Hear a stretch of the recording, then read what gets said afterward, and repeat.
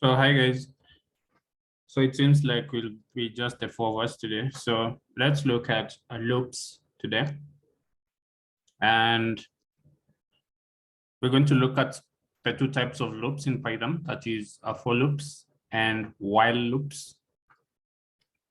Yeah, and looping basically means you want to automate repetitive tasks. Yeah. And to do that, instead of doing it manually, it will be a lot of work. And furthermore, we are programmers. Yeah. I think that's why we are learning programming, so that you can perform some tasks using our computers instead of having to sort them out manually. Yeah.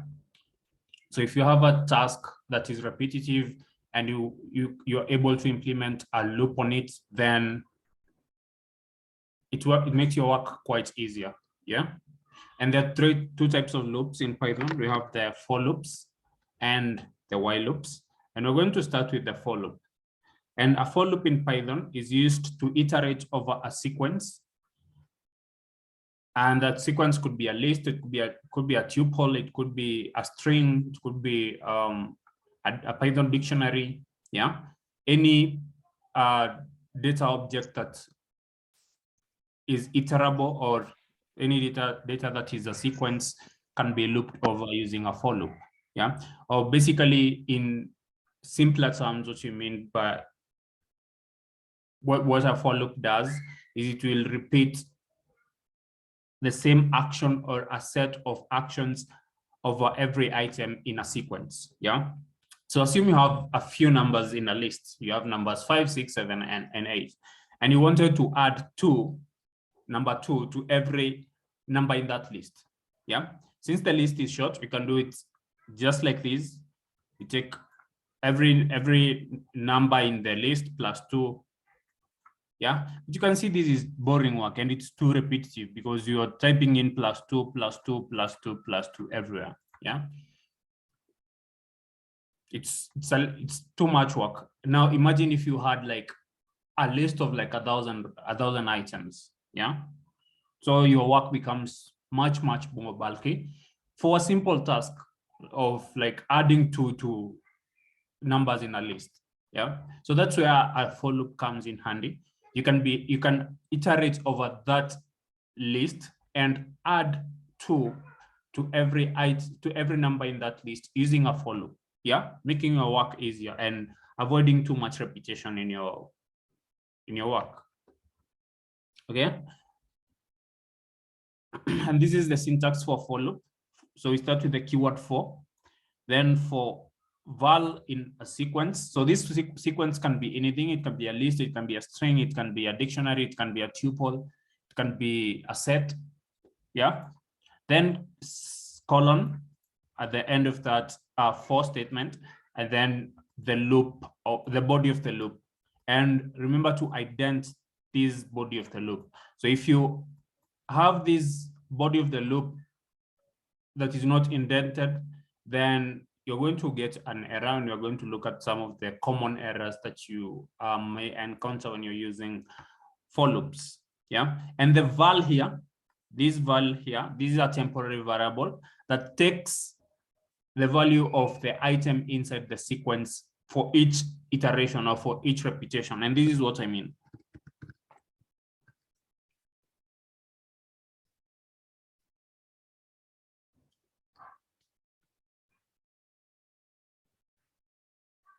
So let me open my whiteboard.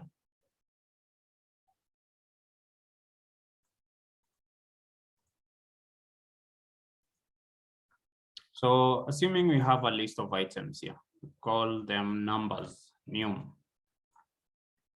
And this is a list of 1, 2, 3. And then if we want to perform to loop over this list, we're going to say for val, and this can be anything. It doesn't have to be val. It can be, you can give it any name, as long as it's not the same name as the list itself. Yeah. So for val in num, and then the colon, then the body. So body here, the body of the loop, And notice that we have indented these. Yeah, we have this indentation here. Okay. So for every iteration, so the first iteration, the value of val will be 1. Yeah. The second iteration, val will be 2. And the third one, val will be 3. So that's what basically this val represents. So this is just a temporary variable that represents each item in that list for every iteration.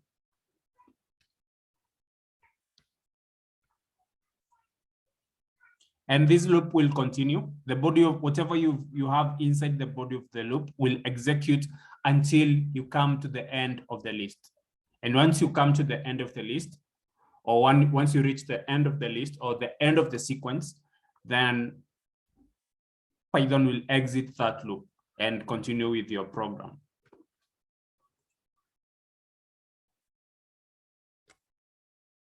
Yeah, and this is the flowchart of the for loop. So you're going to get for each item in the sequence. So there is a condition here that will be evaluated that is done intrinsically within the for loop, and it will check whether you've reached the end of the list or the item you're looping over. Is it the last item in that list? If yes, then you're going to exit the loop.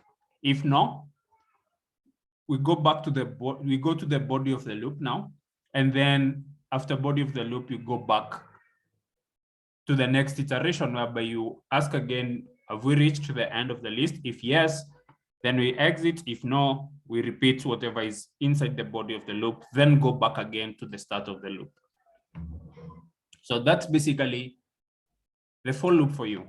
It will repeat a certain action for every item in a sequence until you reach the end of that sequence. Yeah, so for our example here that we did manually, so let's try and do this again using now a for loop. We want to add to every item in that list, or to every number in that list. So we're going to say for, and we have our list again here. We've called it numbers this time.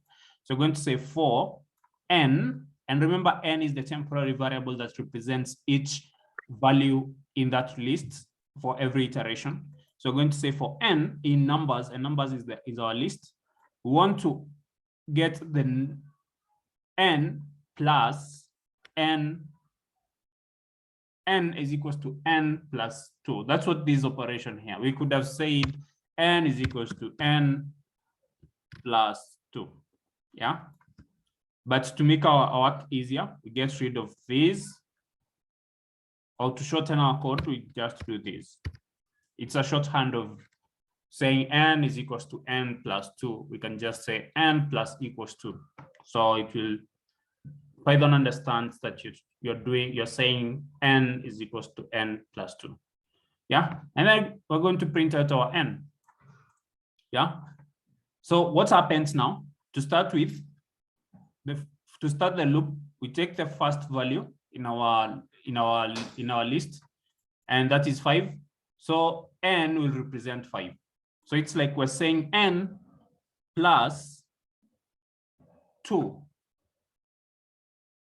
Or we're saying 5 plus 2. And you can see the execution of this in Python Tutor. And this is a service that enables you to visualize the execution of your code.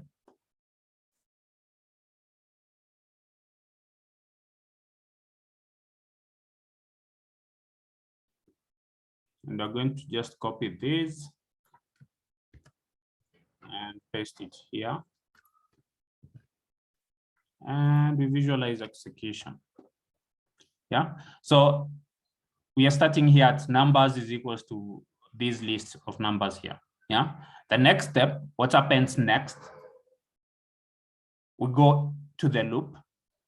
Yeah, so we're going to say for n in numbers. Then next, we go to the body of the loop now. Yeah, which involves getting the value of n and adding that value of n, adding 2 to that value of n, and then printing out that value. Yeah. So once now we are in the loop, body of the loop, Then we want to print out the n. So watch what happens when we get down here.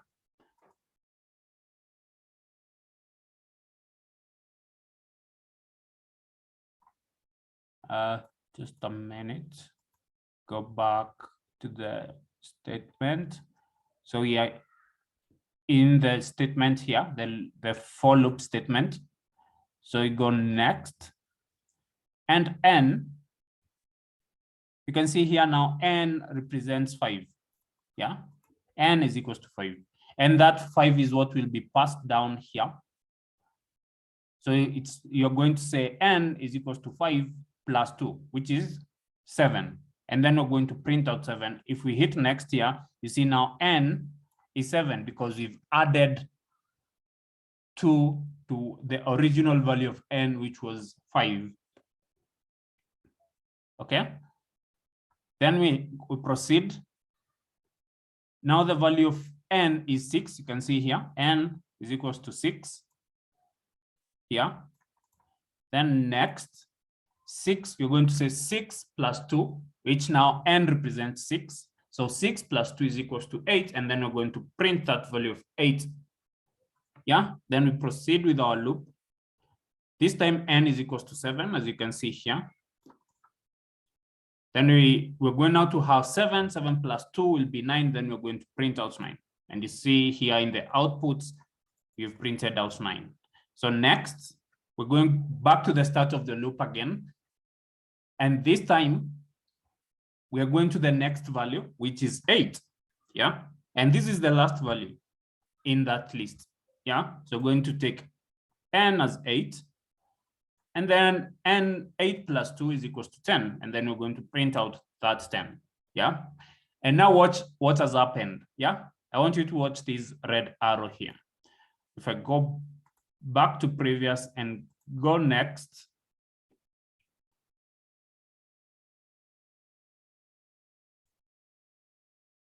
you see we've reached the bottom, and then we've gone back to the loop again. And this time, what we'll basically do, we're checking whether we've reached the end of the list. And if we've reached the end of the list, then we're going to exit the loop. Yeah. And if we hit next, then you're done, because now we've reached the end of the list. Okay. So basically that's how a for loop works. If you want to perform a repetitive action over items in a sequence, you can loop through those items and then perform that action inside the for loop. Okay. All right. So that brings us to the first exercise. So I want you to go to coding rooms.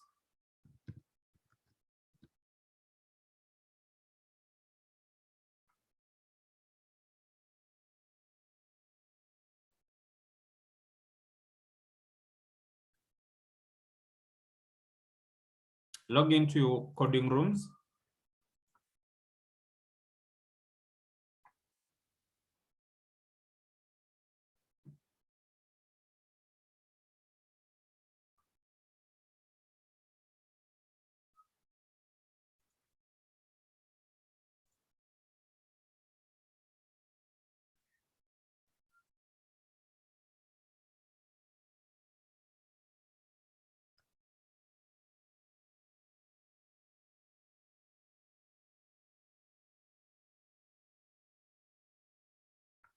And in coding rooms, we have these today's class loops. So we have the first exercise here, sum of numbers. Yeah. So open that and read through the instructions.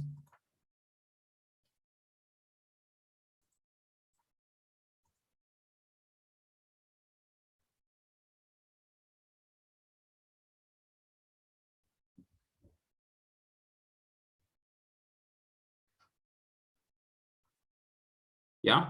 So use a loop to get the sum of all numbers in a list of numbers. So you have numbers like this, 1, 2, 3, 4, and then you're printing out the value of the sum of those numbers in that list. Yeah, there's a simple way to do that. There's a function for that in Python, but you don't want to use the the function. Yeah, it's the sum function that can do that for you, but you don't want to do that. We want to go the long way so that you can be able to build your logic on how you can solve problems using code instead of just going through the shorter way. So write a loop that gets all those numbers in a list, and then adds them together and prints out the sum of the total. Sorry, it prints out the sum of those numbers. So go to coding rooms. I give you 5 minutes to do that. Then submit your work. I'll be looking at the submissions. So submit your work. And after 5 minutes, if you're not able to solve it or to crack the exercise, then we're going to do it together. Yeah. So head over there and do that.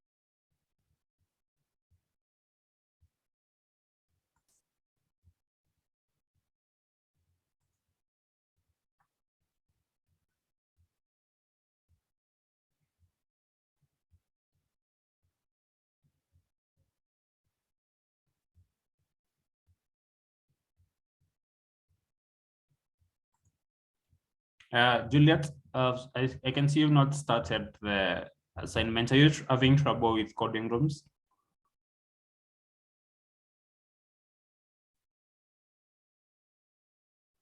Hold on, Mark, I'm logging in currently. Sorry? I didn't get you. I'm joining the coding room now. I'm joining now. Okay. Hold on. All right.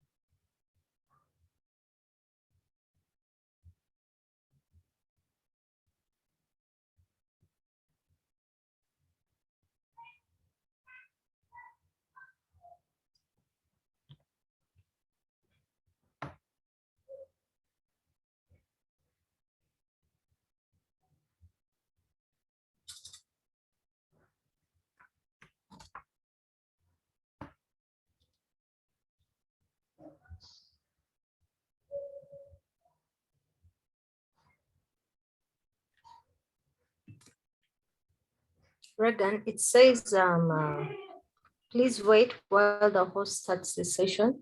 Once the session starts, you'll automatically be redirected to the classroom, to the live classroom. No, not classrooms. Just go to the course.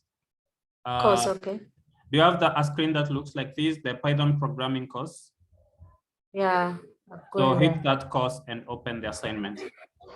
Okay, I've seen that.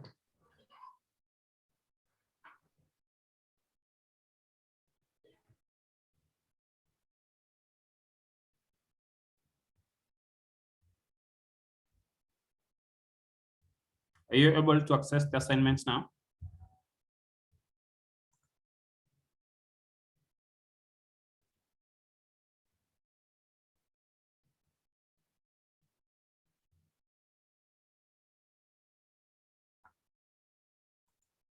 Hold on. Yes, I'm signing. I'm checking it out. Hold on. All right.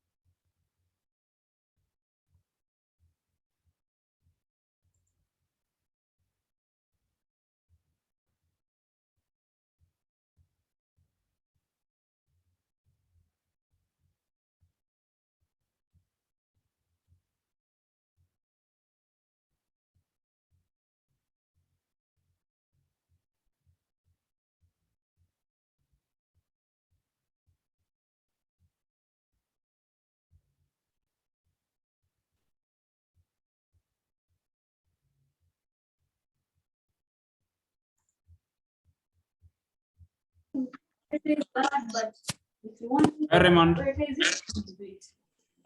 This guy has called me. Raymond, how are you doing? Hello? I'm doing fine. You good? I'm good. All right. So we've started out we're looking at loops today. And we've already started out, and we have an assignment ready, an exercise ready. So were you able to create your Coding Rooms account? Yes, I was. I created, they sent me a link, I think, on the group. So I created accounts for all those. Yeah, so join Coding Rooms, and there's an exercise there for you. The first exercise in the loops module, there's the loops module in the assignments. So just go to the course like this, open the course.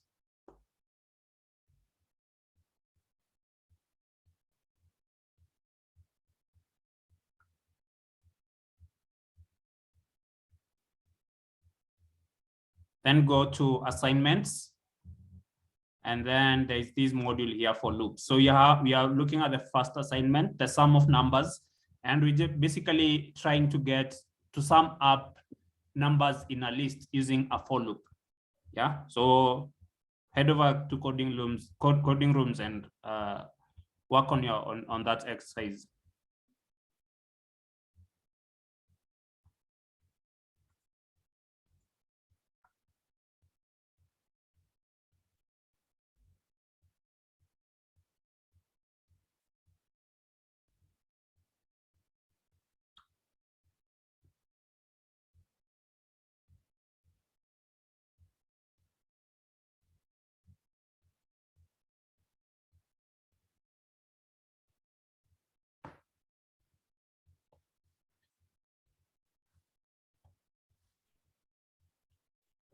I can see Frederick, can see your code here, but this is not what we've talked about. We're not using this sum function here. Yeah, we don't want to use the sum function, and you should also read these instructions here. These comments do not change the code above and do not change the code below. So you should not write anything in that section to avoid messing up with the test, how the testing has been set up. Okay, so just remove these. I'm going to remove it for you. And also you're not going to use this sum function. Yeah, remember I said there's a simple way of doing the same using the sum function, but we are not interested in that. We want to see how you can build your own logic for doing a simple task like that without using the functions that have been provided for you by Python itself. Yeah. So don't touch these, okay, and do not even create these numbers variable. It has already been created for you. You can see it's already here, this list of numbers. Yeah, so these are the numbers that you're going to be using for that test. And this is the list that you're going to try to get the sum for. Okay, so your code should go below here where you've written this loop, and remove the sum function. We don't want to use that. Yeah, so I'll make those changes. Let me look at someone else's.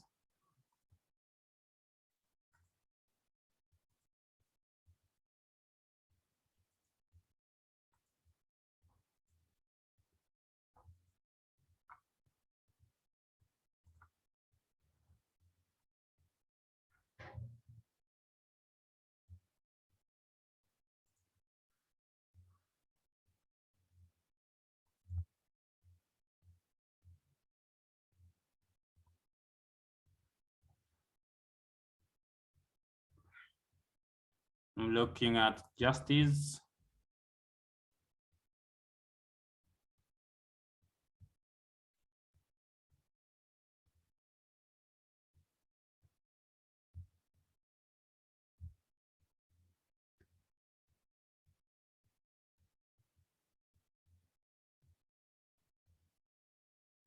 Yeah, that's good.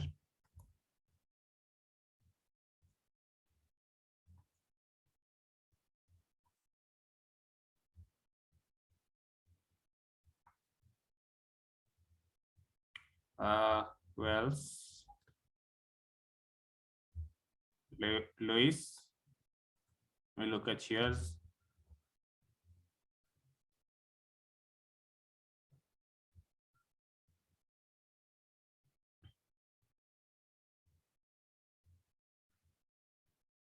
I can see you're still working on yours, so.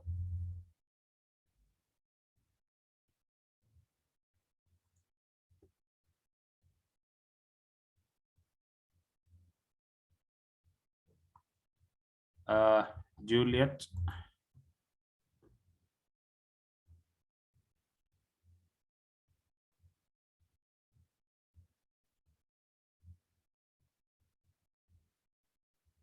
Yeah, you can see, Juliet, you're getting an indentation error because remember, once you run, you declare this loop statement here, everything that is within the body of that loop should be indented like this, should be around that position. You need to indent the body of your loop. Okay. Yeah? All right, so. Okay.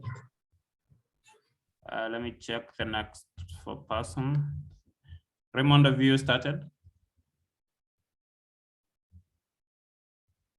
I'm working on it, please. Okay. You guys can proceed. All right.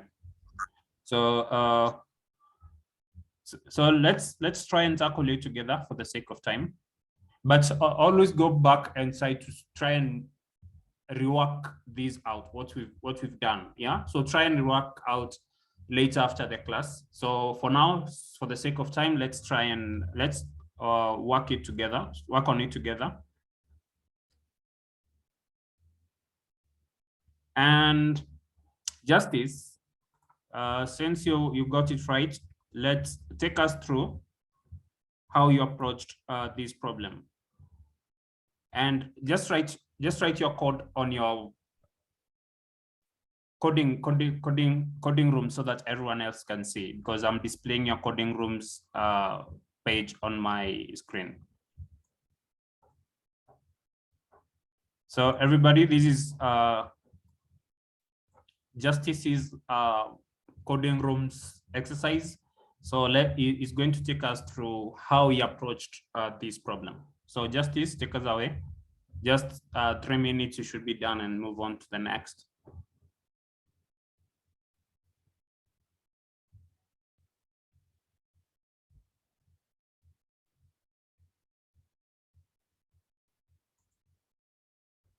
Justice.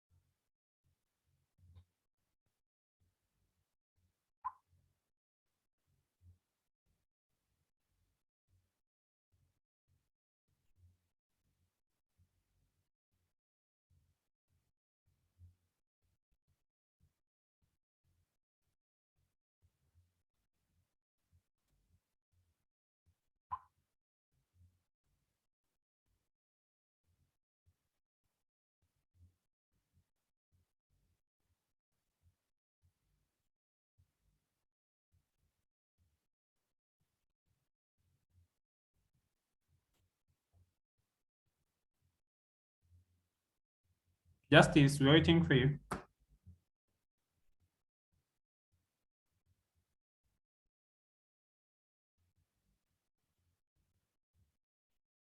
Okay, then it's like Justice cannot hear me, so let me do it. Hello, sir. Yes. Hello. Yes. Can you hear me now? Yeah, I Okay, can hear you. I step away. I'm back. Okay. So We wanted you to take us through how you tackle the exercise, but let me just do it. okay, that's All good. right. Thank you. Okay.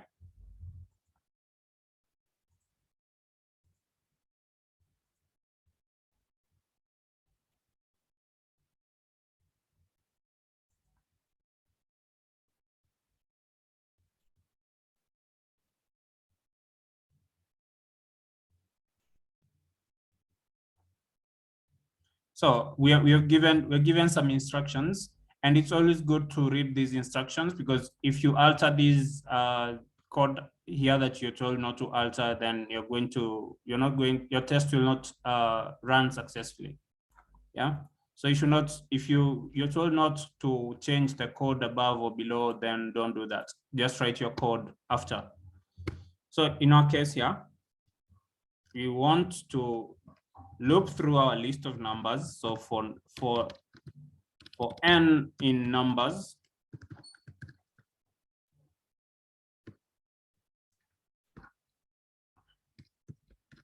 we want to sum up each one of them. And we are going to do that by creating a new variable, which has the value of 0. And we're going to call it, let's say, total. And we're assigning it to 0. Yeah. So we're going to loop through our numbers first. And then we're going to say the total is equals to total plus n. Yeah. And then we're going to print out our n, to print out our total, sorry, outside the for loop, like that. So what we're basically saying, you take this value of total, which starts with 0, and then we're going to, for the first iteration, we're going to say 0 plus the value of n, which is 6 for the first iteration. So it will be 6 plus 0. So the total now, after the first iteration, the total will have the value of 6, because we have assigned it to. This is like saying total is equals to total plus n. Yeah. So it's like we are getting the value of total, and then we are adding n to that. So the first, to start with, the value of total is 0, and n is 6 for the first iteration. So it will be like saying 0 plus 6, which is 6. Yeah. So the value of total will be 6 after the first iteration. Yeah. So in the second iteration, we'll have n as 8, and the value of total now is 6. Yeah. So we're going to say 6 plus 8 will be 14. Yeah. And the value of total now will be 14. Okay. And then we move on to the next iteration, whereby n is equals to 3.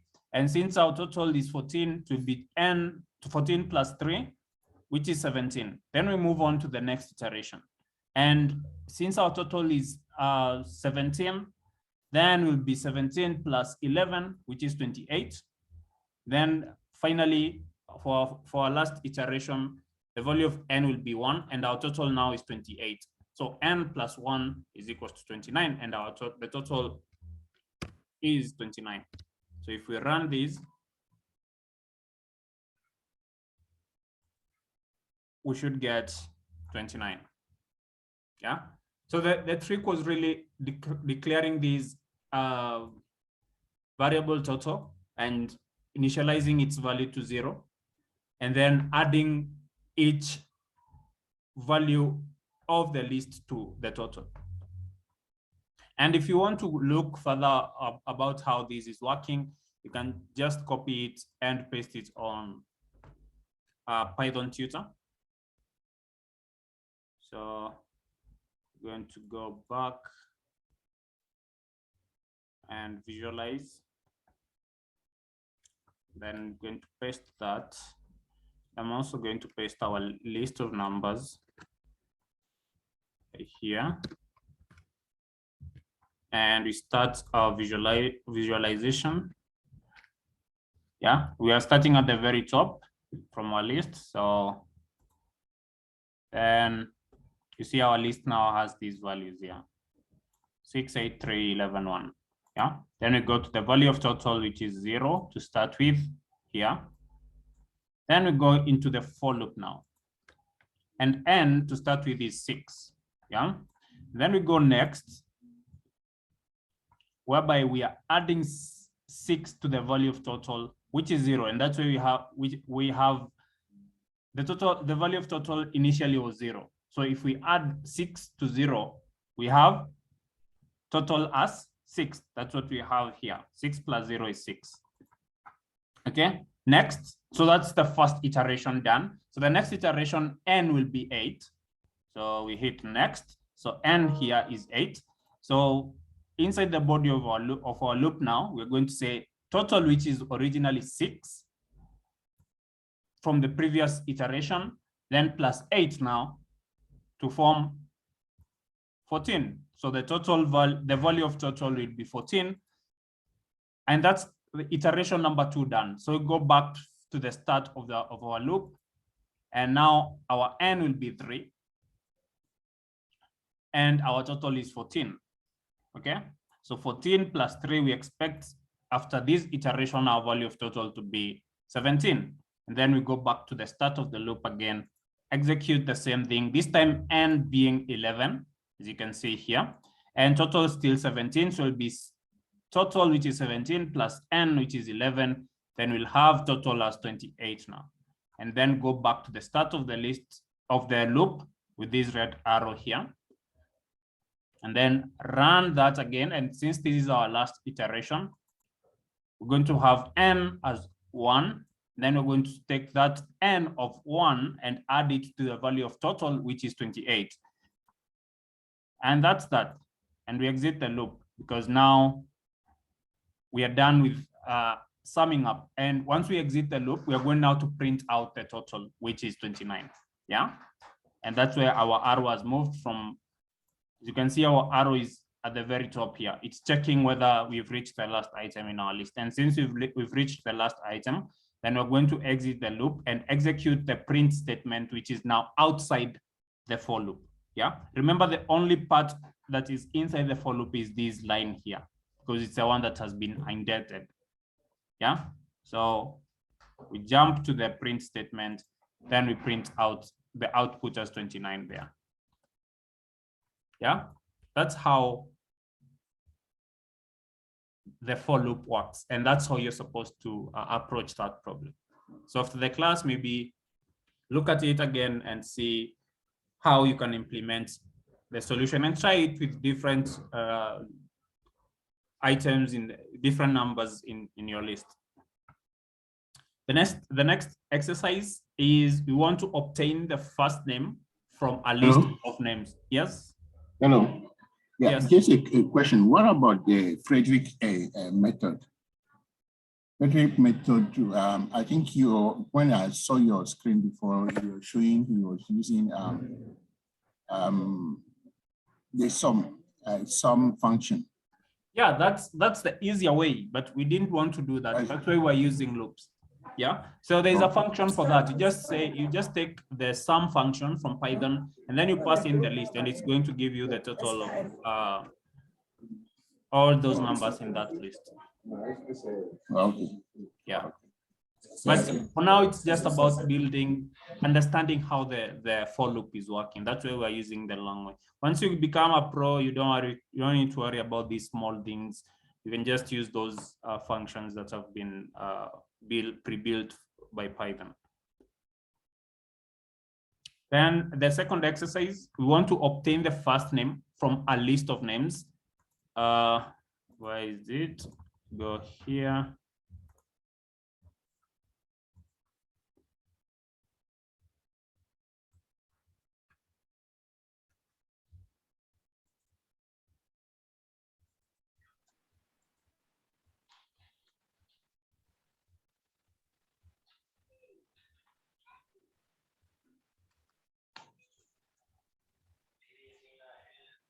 So we have this second exercise here, get first name.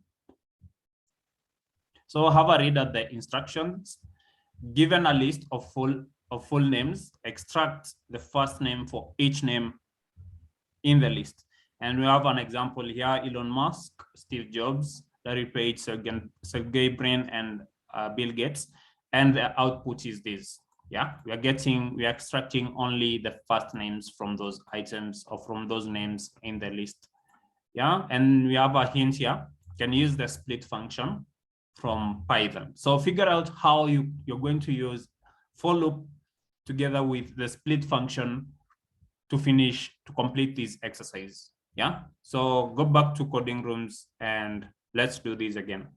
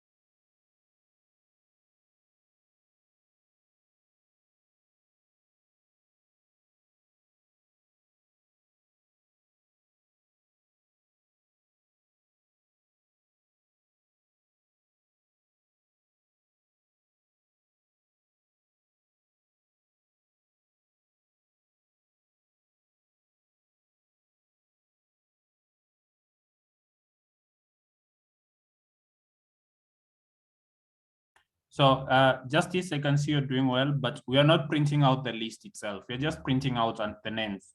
So don't add those first names to a list. Just print them out as they are.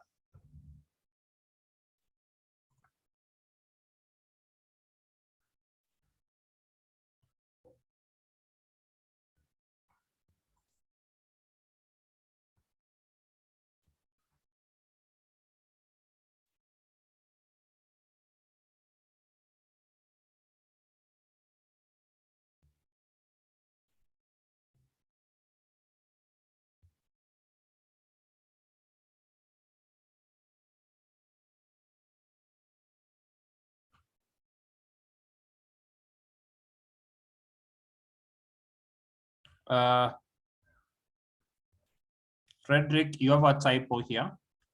This is what is causing that name error.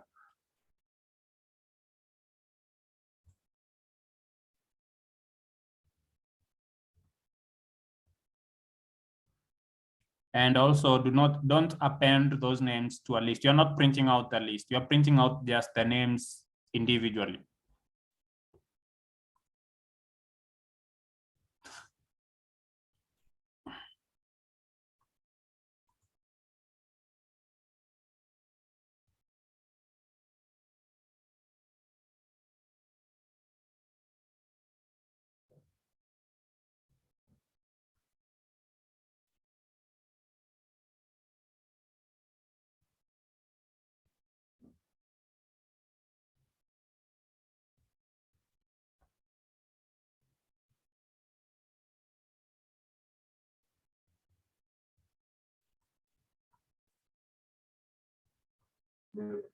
Excuse me. Yes. Hello. When I put I commented on the name, the print, then the first name are not showing. Just print the first name. Yes, okay, let me open your code and see what you're saying.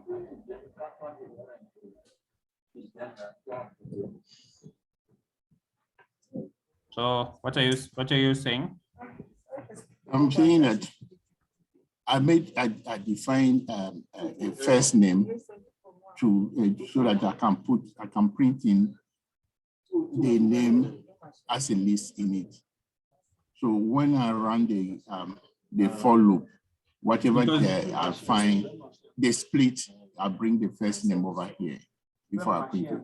It's because you're using the range function. We are going to look at the range function a little bit in this class still, but so far we've not looked at the range function. Just use what we've covered so far. Yeah, so don't use the range for now. That's what is causing that problem. Okay.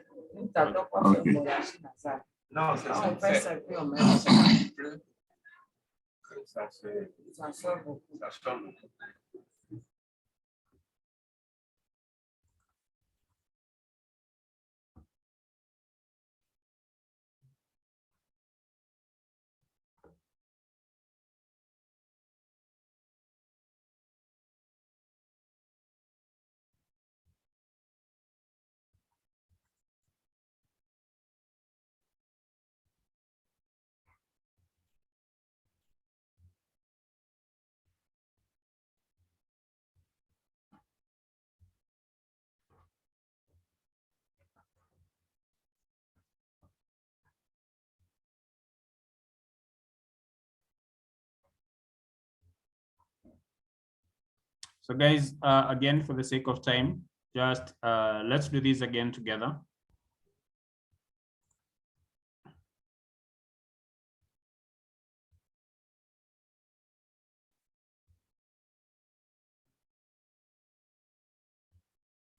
So you're not supposed to use the range function. Yeah, you just loop through every item in that list without using the range function. So we're basically going to say for n in names like that. Yeah.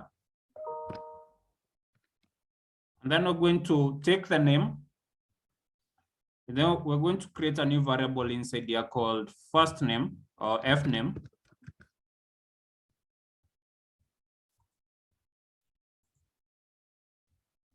And it will be equals to the n now, which is the every name in our list, dot split. And we're going to split it at the space, so we don't need to add anything. Then we're going to get the first index, because the split function, remember, it returns a list, yeah? So we're going to get hold of the first item in that list that is returned by the split function. Yeah, and then we print out our first name. Like that. And once we run this, see what we have? We have the first names. And we didn't append anything to the list. Just used, so instead of using the range here and trying to get the index of each item in that list, just loop through the items themselves without using their index. Yeah, so for n in names, so for every iteration, we get our n, which the first iteration, our n will be Elon Musk. Yeah, so we're going to take Elon Musk here and split it at these points where we have a space. Yeah, by default, the split function will split at the space, but you can change that if you want. If you had a comma and you wanted to split at the comma, then you need to input that comma as a string inside the method, the split method. Yeah. But since we are splitting at the space, we don't need to like add. By default, it will split at the space. Yeah. And since we are splitting the names, the list that will be returned by the split function will have two values, the first name and the second name. So in our first iteration, we'll have Elon and Musk. So we want to get hold of the first value, which is the first name, and that is Elon. And that's why we are using the index of 0 here. And then after we get the first name, we're going to print it out. Once we print it out, we're going back to the loop and fetching the second item in our list, and which is Steve Jobs, doing the same and returning the name Steve. Go back again to the loop, fetch the third value in our list, which is the Larry Page. Split, then get the first name, which is Larry, then Sergey, then Bill. Yeah, any question?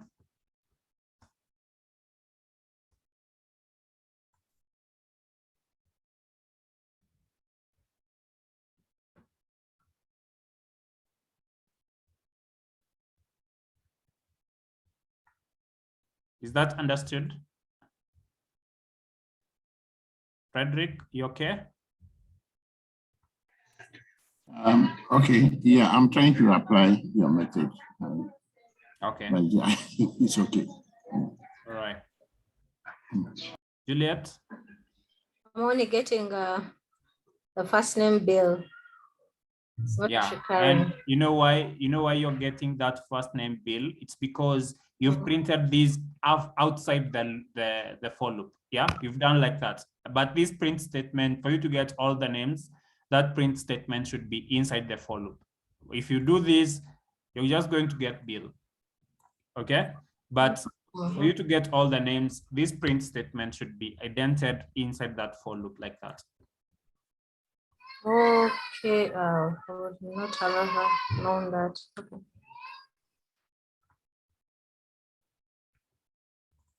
Raymond, you okay? Luis?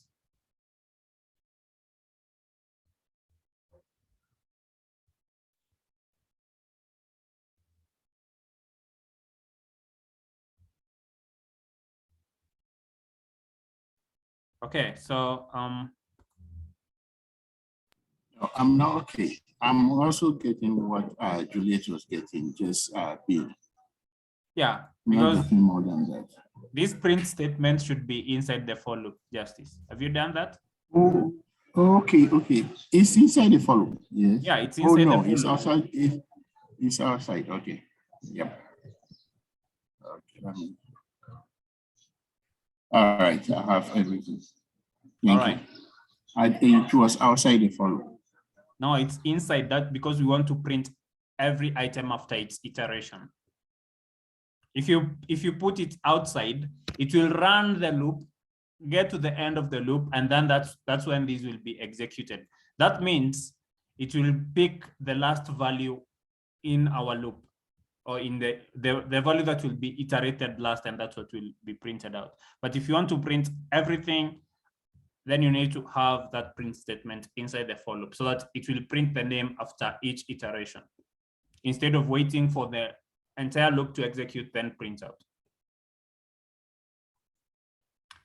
Okay, so next we're going to look at the range function. I've seen some of you in the previous assignment, they've been looking at, trying to use the range.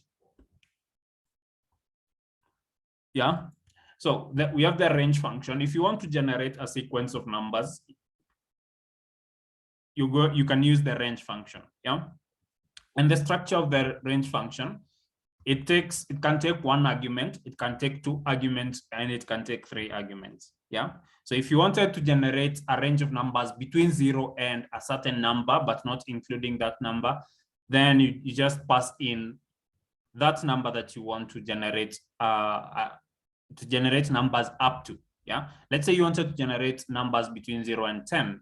So you're going to say range 10. That is one argument. But if you wanted to start at a particular point and end at a particular point, then you're going to pass in two arguments, the start and the stop. Let's say you wanted to generate numbers between 5 and 10. So the range function in this case is going to take the start, which is 5, and the end, which is 10. That is two arguments. Yeah. You can also have three arguments if you want to generate a sequence of numbers, let's say between 1 and 12, but you want to define the size of the step for each sequence, for every item in that sequence. So if you wanted to jump 2 steps, then you're going to have the step size of 2. If you wanted to jump 3 steps, you're going to have the step size of 3. Okay, so the range function can take 1, 2, or even 3 arguments. Okay, so the simplest form of the range function is when you pass in just one argument, like range 10. Yeah, and this will generate a sequence of numbers between 0 and 10, but not including 10. Yeah, so if you pass in one argument, the sequence will start from 0. Yeah, because you've not entered the start, you've only entered the stop. Okay, and there's some notes here that you should read about the range function. One, this function does not store all the values in memory, as it would be memory inefficient. So what basically happens is the range function will remember the start and the stop. And if you specify the step size, it will also remember the step size, and then it will generate the next number on the go. So it will not store, it will not like generate a list. Yeah, and store that list somewhere, no, or store that list in memory. It's not going to do that. That will take too much time. So it will just get hold of the start and the stop and the step size if you specified all those, and then it will generate the numbers as it goes.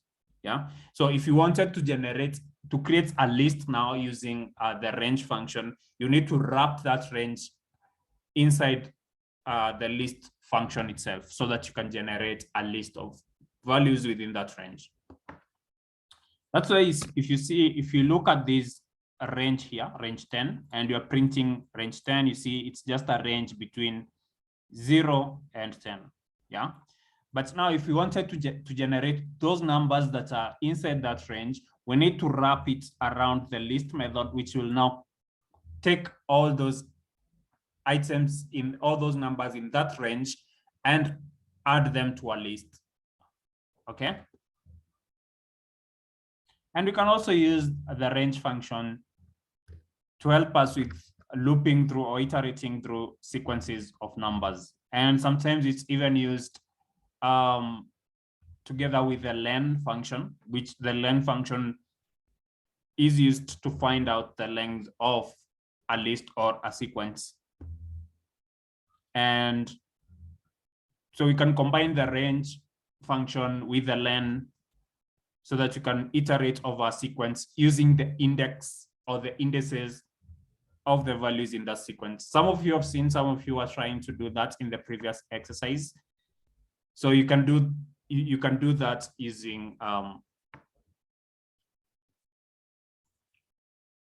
using the range. Yeah. So assume we have this list of this list here called visitors and it has these names. Yeah. So if we wanted to loop over that list, we're going to say for I in range len visitors, and these len visitors will return the length of these visitors here. Yeah. And once it returns the length, it will be substituted here. Yeah. So let's say, let's go here and print len visitors. So len visitors is 5. Yeah. So this function here will execute len visitors and it will replace that by 5. So you're going to say for I in range 5. And this 5 represents the length of the visitors list. Yeah. And then we're going to print hello, then the visitor's name. And we're going to access that visitor's name using the index of that name in the list of visitors.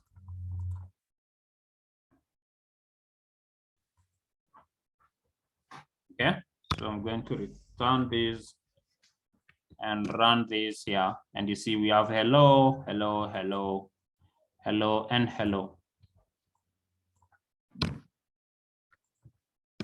Okay, so you can also use the range function if you want to loop over a list or a sequence using the index, then you can use the range function.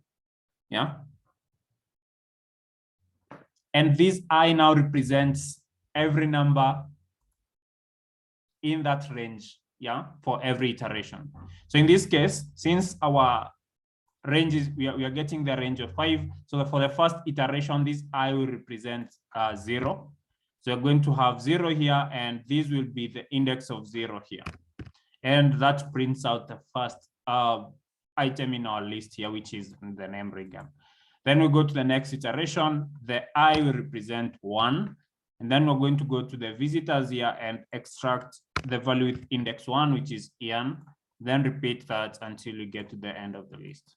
Yeah, so this is back to I, and this is I.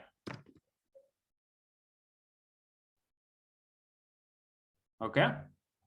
Any question about that before we start our third exercise? Hello? Yes. I have a question. Yes. Based on the function that we had done before range, Yeah. I think there's still another way you can print those names. Yeah, you can. So why do we use range? I've not gotten why we are using range in this. If you wanted to access these items, sometimes in a program you might need to access these values in that list using their index. Yeah. So if you want to use the index, you can always use the range, because if you get the range, this range is in numbers. Yeah. And the index of items in a list is also in numbers. Yeah. So the index, the first item will have the index of 0, and the first item in our range will also have the index of 0. Yeah. So if you want to access the items in your list using their indices, then you can use the range function. Yeah. So there's cases where you'll come across a situation where you need to use the range function instead of just looping through the words or the items in that list themselves. Yeah. So you just look at the case that you have, whichever method works for that case, just use that. Okay, thank you. All right. So do we have any other question?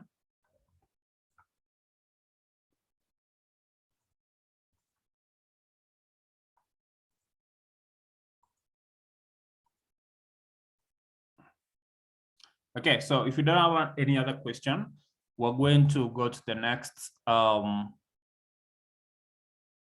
exercise.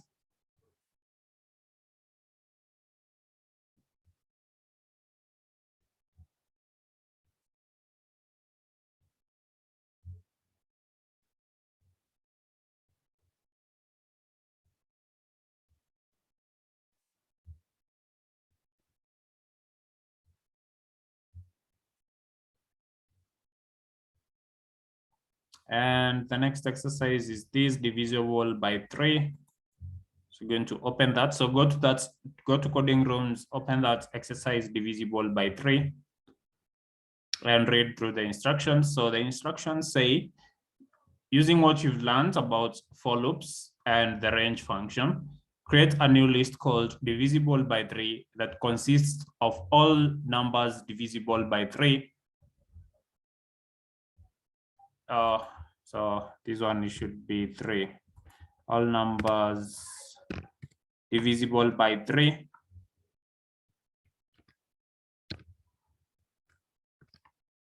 from 0 to a number that the user specifies. Yeah. So if you want like to get all the numbers divisible by 3 between 0 and 20, then you're going to enter 20. Then our program will work out all the numbers divisible by 3 between 0 and that value that you've entered, and then return them in a new list called divisible by 3. Yeah, and there's a hint here. You need to use the modulo operator. That is one hint.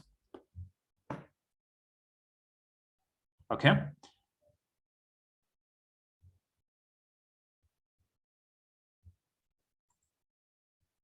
So these are should look like.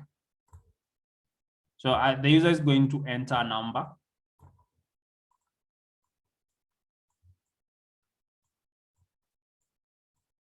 Which is prompted using the input function. Let's say the user enters number 20. Then our program will work out all the numbers between 0 and 20 that are divisible by 3.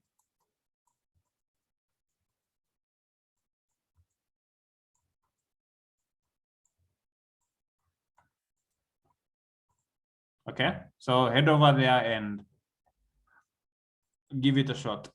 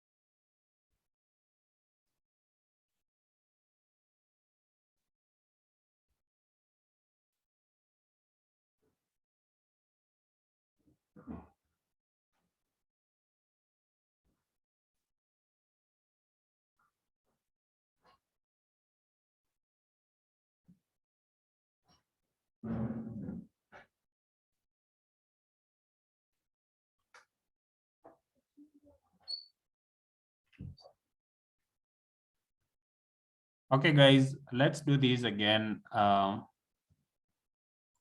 Let's do this again together. There are several concepts that you need to put together, and we've covered all of them. We've covered modular operators. We've covered conditional statements. We've covered how to use the input and typecasting, because remember we said this input function here, no matter what value you enter, the user enters, it's going to return that value as a string. If it's a number, it's a float or whatever, it's still going to be returned to the whatever is assigned to the variable will always be a string. Yeah, whatever you enter will always be a string. So you need to cast it into an integer first. Yeah, so we're going to create a new list called divisible by 3. And this is an empty list. Yeah. Then we're going to loop for I in range of the last value, but first we need to cast that last value into an integer, last underscore value. So after I've done that, so for I in range, the range from 0 to this value. Yeah. And then we want to check whether any number in that range is divisible by 3. And if it's divisible by 3, then we are going to append it to the divisible by 3 list. Yeah. So I'm going to say if I modulo 3 is equals to 0, that means where if that number is divisible by 3, then we are going to say our divisible by 3 dot append that I. Else we are not going to do anything, like we're going to ignore. And then we're going to print out our divisible by 3. And once we run this, we're going to enter numbers between 0 and 10. So we're going to enter 10. Then we're going to get 0. Yeah. And this should be 1. Should start from 1 because any number is divided by 0 is always 0. Yeah. So the modulo here will always be 0. So to avoid this, we can start from 1 to the value that the user entered. Then we run that again. Then range of 10. So 1 to 10, so we have 3, 6, and 9. If we enter something like 20 or 15 or 16, let's have 16. So we have 3, 6, 9, 12, 15. If we enter 20, then we have 3, 6, 9, 12, 15, and 18. Yeah. So I think the key was really here. First of all, knowing what you need to have in your range. And then the if statement here. And then finally appending every number that is divisible by 3 to the divisible by 3 list. Okay. All right. Any question?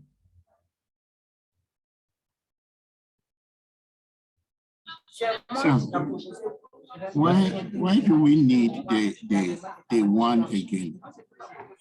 Why do we need 1 in the range? We need the 1 because we don't want to start from 0.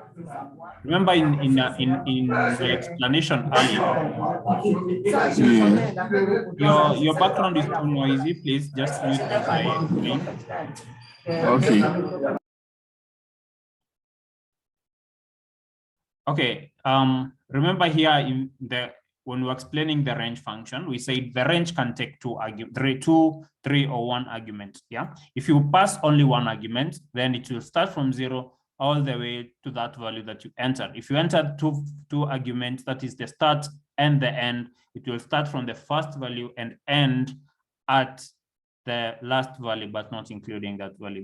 And also if you pass 3 values, that is the start, the stop, and the step size, then it will start from the first value, which is the start, and end at the last value, but every time skipping the steps defined in the step size. Yeah, so if your step size was 2, so your range will start from the start value, for instance, 1, and then it will jump 2 steps. So it will be 1, 3, 5, all the way to the end. Yeah, but now in our case here, the reason why we are starting from 1, it's because if we start from without specifying our start, it will start from 0. Yeah, and if we check here, 0 divided by 3 will always be 0. Yeah, and we don't want our 0 to be we don't want 0 in our list of numbers divisible. 0 is divisible by anything. You can divide any number by 0. Oh, sorry, or you can divide you can divide 0 by any number. Yeah, but we don't want that. We don't want 0 to be there. We just want the actual numbers excluding the 0, because 0 is, you can divide any number by 0 and it will give you 0, and then its modulus will be 0. Yeah, so to avoid us having 0 in our list, that's why we are starting from 1. So you are going to start from 1 all the way to the value that the user entered. Yeah, so for every number, we're going to check whether that number is divisible by 3 using the modulus, and if the modulus is 0, then we're going to append that number to the list divisible by 3.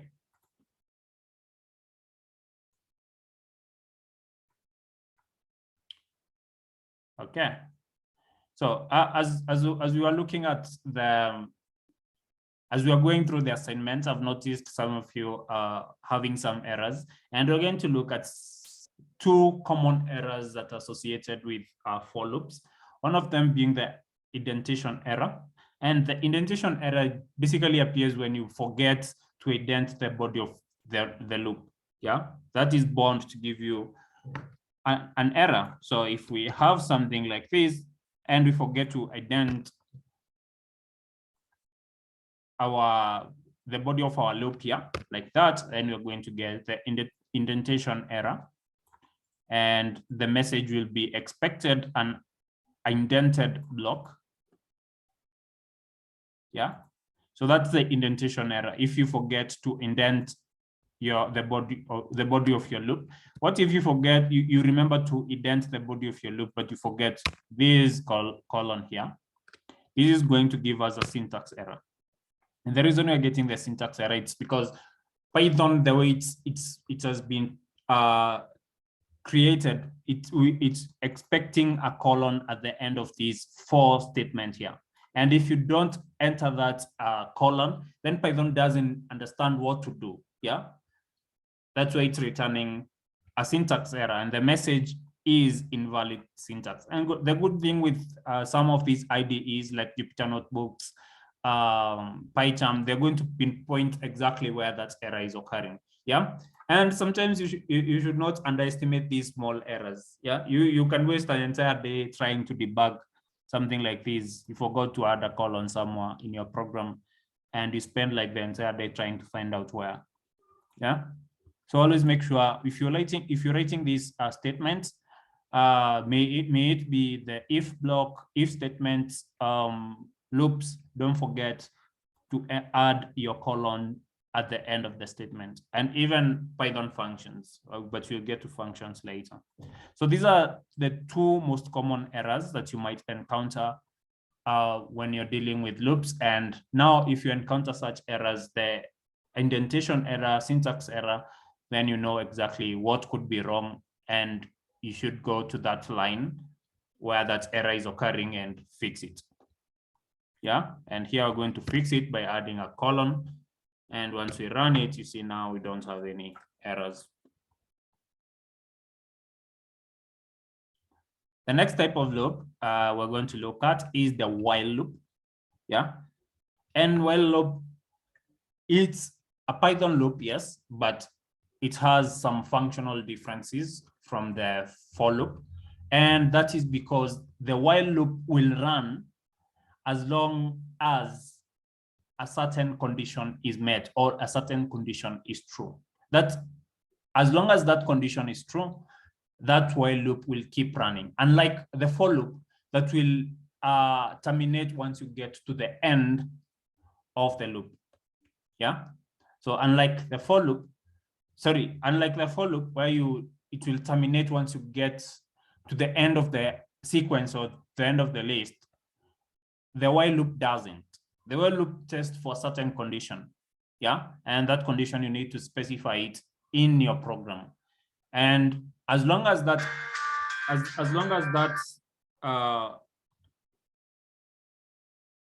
is true, then your while loop will keep running.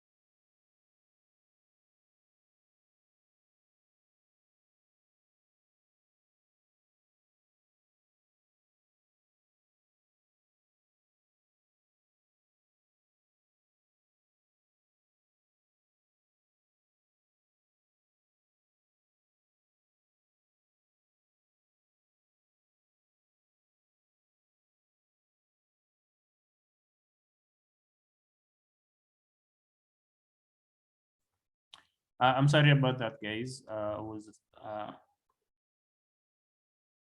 So we are looking at the while loop, and we've said that the while loop will run as long as a certain condition evaluates to true, unlike the for loop that will terminate once we get to the end of a sequence. Yeah. And this is the general syntax of the while loop. So while the test condition, so you're going to test for the condition here. And if that condition evaluates to true, then we're going to execute whatever is inside the loop body. Yeah. Else, if the condition evaluates to false, then we're going to just exit the loop. Yeah. And this is the flow chart of the while loop. So you're going to enter the while loop. Then we're going to test to check the condition, the test condition. If it evaluates to true, then we're going to the loop of the body, execute whatever is inside the loop of the body, then go back again to the test condition and test for that condition again. And now if it evaluates to false, then we're going to exit the loop. Okay, and you can see the difference, the structural difference between the for loop and the while loop. The for loop, we are checking whether we've reached the end of the sequence, or the item that we are iterating over at that particular moment is the last item in that sequence. Yeah, but for the while loop, we're checking whether a certain condition evaluates to true, and if it evaluates to true, we're going to the body of the loop. But if it doesn't, then we're going to exit that loop. Okay. So assume you wanted to get sum of numbers up to a certain number. This is one of the examples where you can apply a while loop. So let's say we have value n, yeah? And we want to sum together the sum of numbers from 0 to n, okay? So we're going to write a while loop. So let me insert here. So we are going to have our n is equals to the value that we want, could be 5. And then we're going to initialize a counter, yeah? And this counter helps us to test for the condition, yeah? And helps us avoid a case of an infinite loop, okay? So we're going to start our counter from 0. So I, which is the counter, we can call it I, we can call it C, we can call it anything, will be 0, yeah? And the total is also 0, which is the sum that we are interested in. The sum is equals to 0 as well. So we're going to say while the I is less than or equal to n, that is if 0 is less than or equal to 5, then we're going to say total is equals to total plus I. And then we are going to increase our counter by 1 for every iteration. So I plus equals 1. Then we're going to print out our total. And you can see our total is 15. The sum of values between 0 and 5 is 15. 1 plus 2 is 3, 3 plus 3 is 6, 6 plus 4 is 10, 10 plus 5 is 15. Yeah, and if we change this to 10, then we're going to get a different number, which is 55. So what is happening? Let's put this inside Python tutor and see what is, visualize what is happening.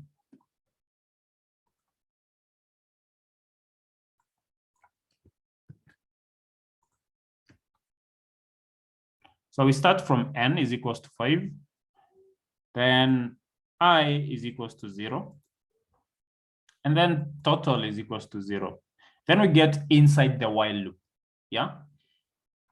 Then test for this condition. I is less than or equal to n, which evaluates to true because for the first iteration, I is equals to 0. So 0 is less than or equal to n. That means you're going to execute this block of code here. So total is 0 and I for the first iteration is 0. So we're going to say total is equals to 0 plus 0, which is 0. And then we're going to increase the I by 1 by saying I is equals to I plus 1. Yeah. So we're getting inside the loop now. And then we increase I by 1. That's why you see here I has changed. Then we go back to the start of the while loop again. Now I is equals to 1. Yeah, because we've already increased it by 1 here. So I is equals to 1. So here I will be 1 and here I will be 1 as well. So it's like saying total is equals to 0, which is the value of total. You can see the value of total here is 0.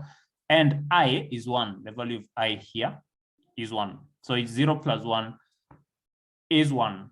Yeah. And then we go ahead and again increase the value of I by 1. So I is 1. Then we're going to increase it again by 1. That makes it value to 2. So total is 1 and I is 2 because we've increased I by 1.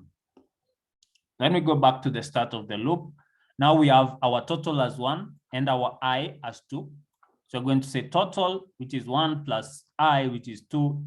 And our total now will be 3. So let's run this. And you see our total has changed to 3 here.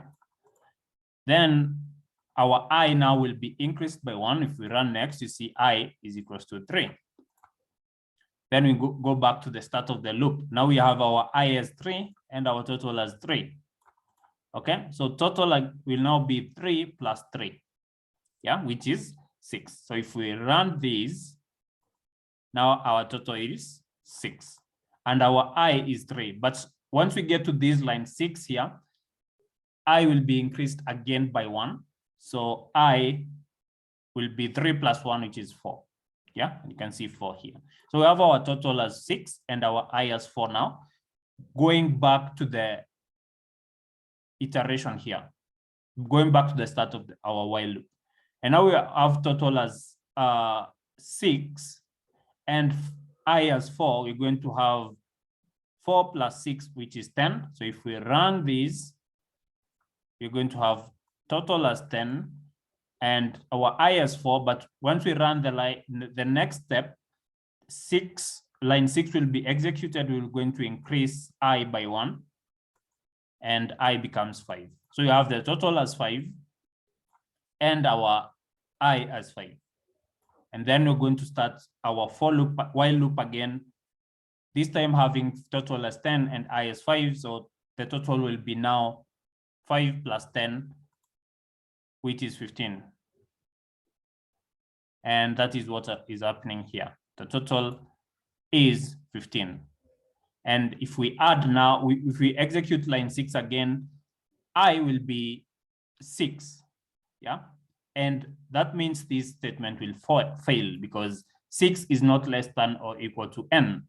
And that means we are going to exit the loop and print out the value that was outside the loop, which is this print statement here, the print of the total, and we're going to output the total as 15. So that's how the for loops works. Yeah. As long as this condition here is true, the while loop will run. But if this condition evaluates to false, then this condition will stop running. Yeah, and that is the simplest form of a while loop. Sometimes you'll need to, like, if you're building a game, for instance, yeah, and there are several factors that affect if a game is going to run or not, or the game is active or not. Yeah, so here we only have one condition to test for. That is if I is less than or equal to n. But in a game, there are several reasons why a game can end. A game can end if the user quits. Yeah, if it's a timed game, then the game can end if the time runs out. Yeah, and if you're playing a game like the snake game, if the player dies, but not literally die, like die, I mean that the character that you're using to play your game dies inside the game, then the game ends as well. Yeah. So there are several possible events that might occur to stop your game. Yeah. And testing for these conditions, all of them at the same time, could prove to be difficult. That's why we introduce something called a flag. And a flag is just a variable that acts as a signal for your program. It signals whether your program should continue running or should exit the program, the program or your game. Yeah. And you can write our programs so that they run while that flag is set to true. And if any of the conditions that might stop your game from running occurs, then you can change the flag value to be false, and then the game will be exited. Yeah. And this is an example of a flag. Yeah, is active. So we are setting our active is equals to true. And we're saying while active now, we're going to get the user input. And if the message is quit, then we're going to change our flag to false. Else, we're going to print out our message. Okay. So let's run this and enter our first message. This class is on fire, not like literally on fire. This class is on fire. Since we've not entered quit, so our flag is still true here. Yeah, so you can enter another message. That is like literally on fire. Yeah, and you can see we've printed our message here. But now if we want to quit, we can just type in quit. And you can see our program has ended. That's because once we typed that word quit, our flag changed here to false. And that means now while active has changed to false. So this evaluation here will be false. Like that. And if that is false, then that means we are exiting the while loop.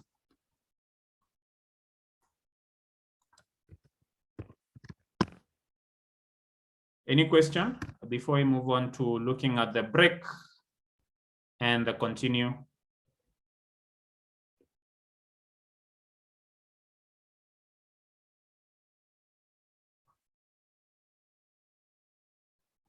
Okay. So we have the break keyword, which is used to exit or terminate a loop without running the rest of the code.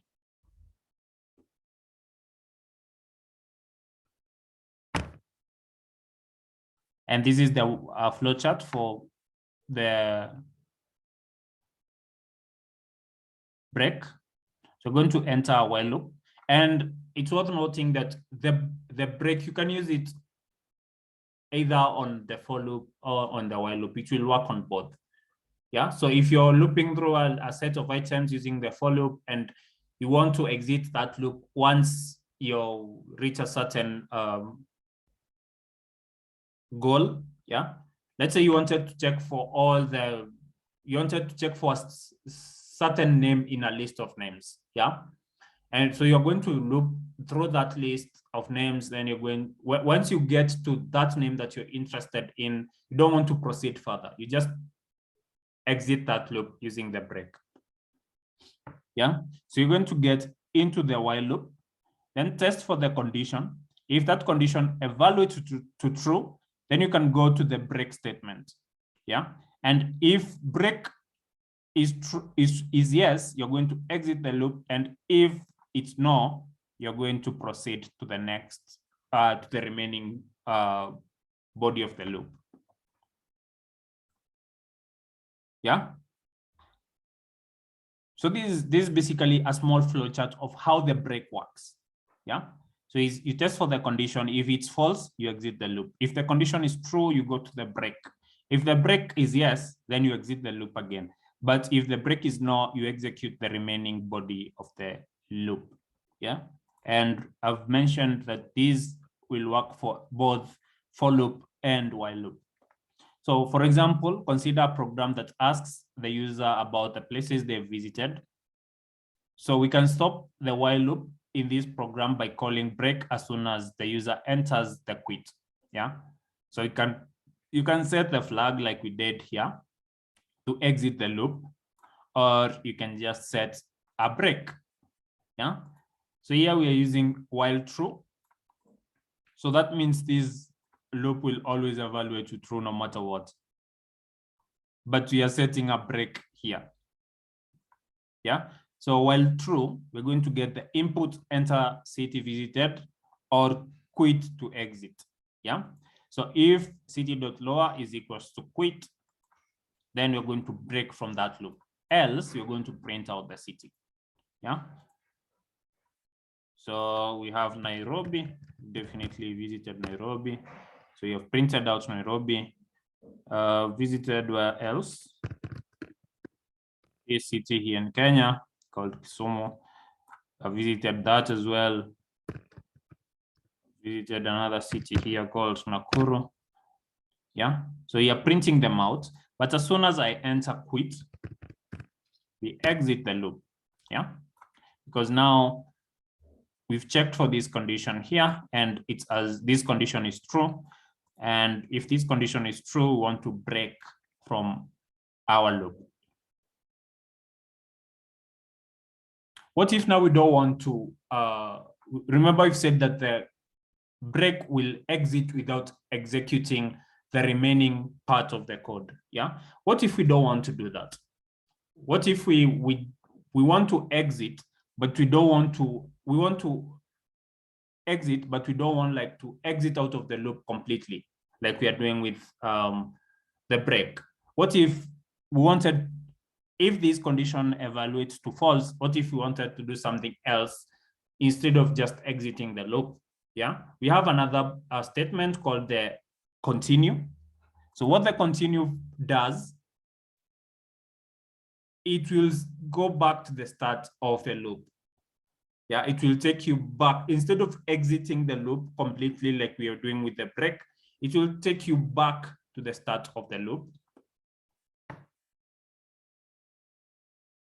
So here we're saying, rather than breaking out of a loop entirely without executing the rest of its code, you can use the continue statement to return to the beginning of the loop based on the results of the conditional test. Yeah. So we have an example here. We want to create a loop that counts from 0 to 10, but prints only the odd numbers in that range. Yeah, so we're going to say to set up the number is equals to 0. So while the number is less than 10, we are going to increase the number by 1, and then we are going to check if the number modulo 2 is equals to 0. That is if the number is divisible by 2. If it's divisible by 2, that means it's an odd number, and we're going to continue. What that means is continue, we want to go back to the start of the loop. Yeah. So if we have we have numbers 0, 1, 2, and 3. And we write our loop while n or number is less than 10, our colon, then we're going to increase. So n here is 0 to start with. We have a list of numbers here. So we're going to increment n by 1, and then we're going to say if n modulo 2 is equals to 0, then we want to continue.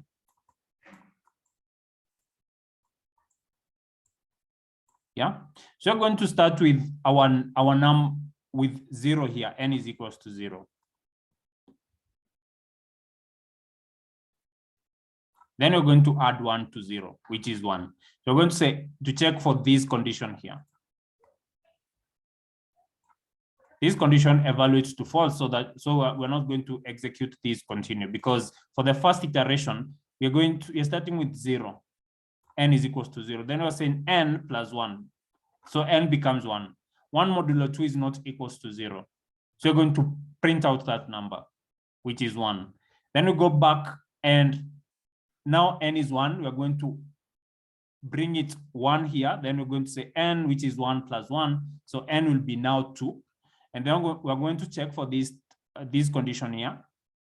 N modulo 2 is equals to 0. That is true because 2 is divisible by 2. So we're going to execute the continue here. And what the continue does, we just skip the rest of the code, but go back to the start again. Instead of exiting the entire while loop, you're just going to ignore the rest of the code, but go back to the start.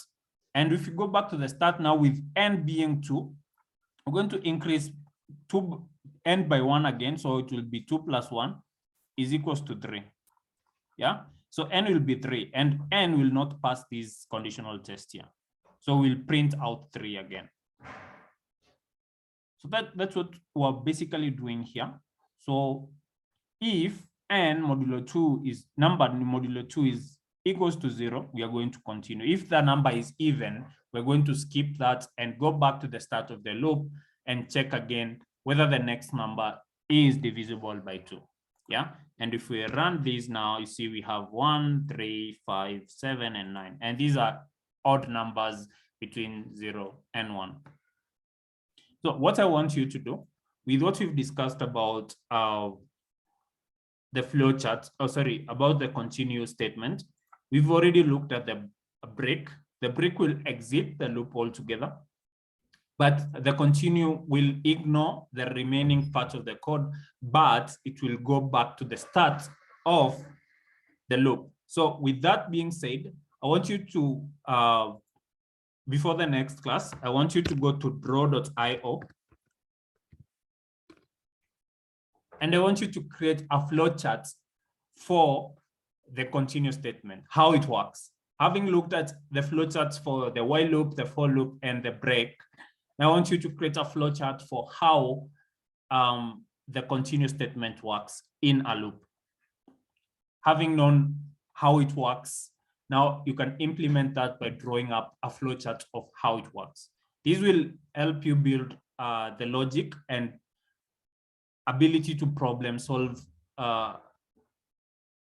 by, first of all, breaking down a problem into its into smaller chunks that now you can build up together. You can just get a piece of paper and try and draw it first on a plain piece of paper, and then now you can take it to draw.io and draw up the flowchart of how that entire process works. So I'll share the link with you, draw.io. So go to draw.io and draw up a flowchart of the continuous statement. That's exercise 4, but these we are not doing it in class. We have another exercise as well. Consider a website. Yeah, most of the time, if you sign up for a service online, you're asked to verify your account, right? You've already signed up, but you're asked to verify your account. Yeah. So assuming you have a list of users in your website. Yeah. And that list of users, they have not verified themselves. So once they verify themselves, you want them to transfer them to a new list of confirmed users. Yeah. So I want you to think of how you can implement that using a while loop. Yeah. How can you transfer items from one list to another list using a while loop? Yeah. So you'll have a list of unconfirmed users and then another empty list of confirmed users. Then you're going to transfer those unconfirmed users to the list of confirmed users after you've confirmed. Have a think of how you're going to implement that. And I'll be providing a walkthrough for this later. I remember I've not provided the walkthrough for the for the previous class about the rock, paper, scissors game. But the reason why I didn't do that, it's because in this class as well, we're going to build up on that previous class and improve our rock, paper, scissors game. Yeah, because when you play the rock, paper, scissors with a friend, you always go for the best of 3. So you play 3 times, and the person who wins the most in those 3 times, like if your friend has 2 and you've won 1, then they win the entire game. Yeah. So we want to improve our rock, paper, scissors game so that it incorporates that and even the score. Yeah. How many times have you gotten, have you won out of 3?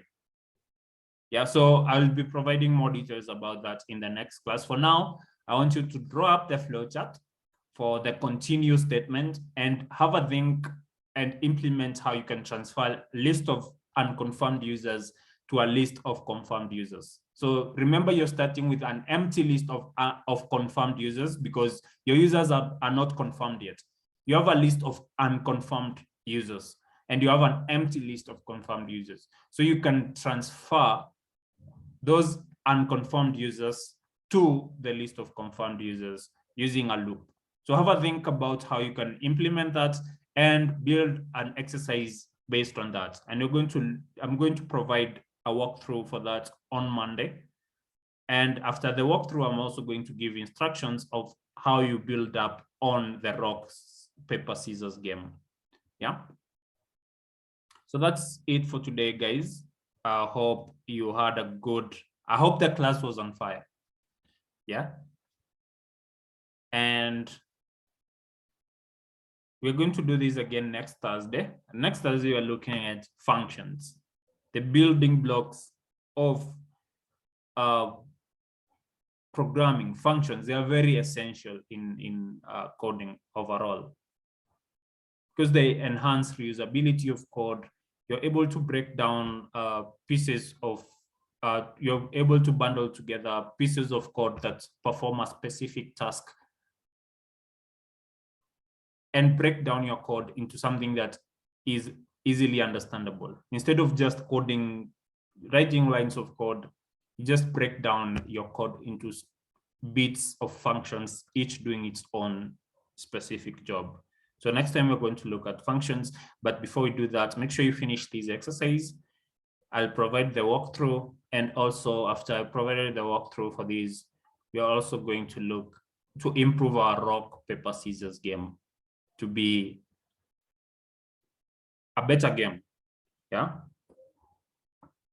So if we have the time, if we have the time before we finish the course and we're able to complete everything, then we also will look at how we can build a user interface using Python and maybe implement some games using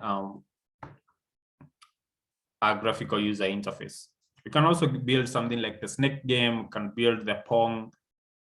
Yeah, can build a few games. That is if we have the time. All right, so you guys have a good one. Let's do this again next Thursday. If you have any question, yes. Sorry, I came in later. I wanted to find out, when can we get the recordings so that I can follow through? I got caught up in traffic today. Yeah, I understand. The recording will be available before midnight. I'll just wait for it to convert. Once it's done converting, then I'll upload it on YouTube and share the link via WhatsApp. Okay, thank you. All right. And guys, I like the energy. Some of you in these exercises some of you are going an extra mile. I like it. That's so rewarding because I take time and create these extra classes for you. And my joy is when you guys are doing what you're doing. Yeah. So keep it up and let's do this again next week. Bye-bye.